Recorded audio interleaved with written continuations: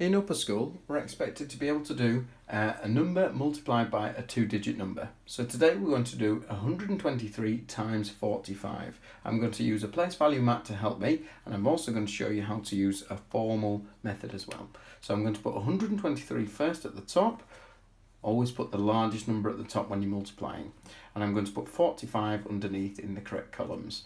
I'm going to line that up carefully like so. So I've got 123 on my place value mat already. We're going to start with the ones, and we're going to multiply each of these by 5. So we're going to need 5 groups of each of these. So I've got 5 times 3. So I've got one group of 3 already, so I'm going to need a second group of 3. Then I'm going to need a third group of 3. Then I'm going to need a fourth group of 3. Then I'm going to need a fifth group of 3. So 3, 6, 9, 12, 15. So I'm going to write that underneath like so, 15. Next job, I'm going to multiply 2 tens by 5. So I'm going to need 5 groups of 2 tens. So I've got 2 groups, 3 groups, 4 groups, and 5 groups. 5 groups. So 5 groups of 2 tens would make 2, 4, 6, 8, 10.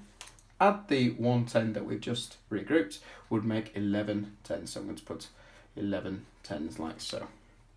Then I've got 100 already. I'm going to multiply that by 5. So I'm going to need 5 groups of 100. 5 groups of 100 would make 500. Add the 100 that we've already regrouped would make 600. So that's the first part of the calculation finished. We've done the first part. So what I'm going to do is move these out of the way for a moment. Then we're going to start to look at the second part. So for the second part, we're going to have to multiply this 3-digit number by 40. Now we could make 40 groups of each of these, but we'd be there all day. So what we're going to do is a little thing to make life easier for ourselves. We're going to get these numbers, we're going to multiply them by 10.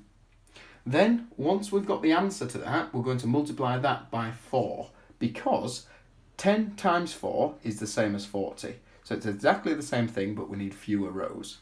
So job number 1 is hundreds. So we've got 100 here, so that would make 1,000 in this column.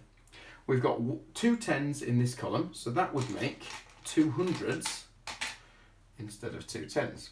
Then we've got 3 ones, and that would make 3 tens instead of 3 ones. So you can see that all we've done is we've shifted these along one column, we've multiplied them by 10. So I'm going to take these out of the way for now, and we're going to complete the second part of the calculation.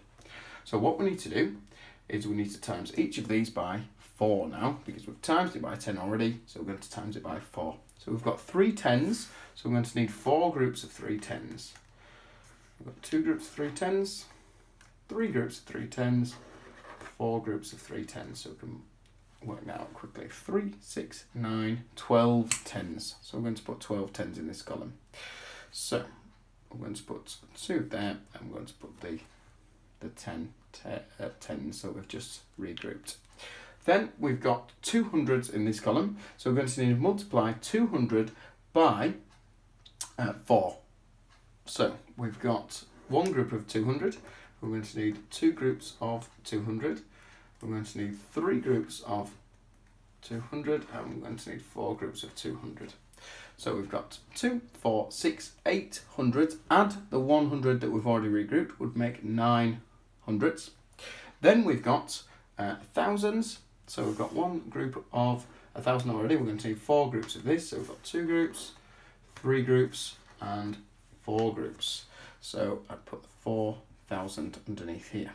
So I've done the 2 parts. I've done all of the multiplication now. My final step is going to be to add these 2 parts together. So 5 add nothing makes 5. 1 add the 2 tens makes 3 tens. 9 hundreds add 6 hundreds makes 15 hundreds. So I can regroup a 10 there. And then I've got the 4,000 add the 1,000 makes 5,000. So my final answer would be 5,535.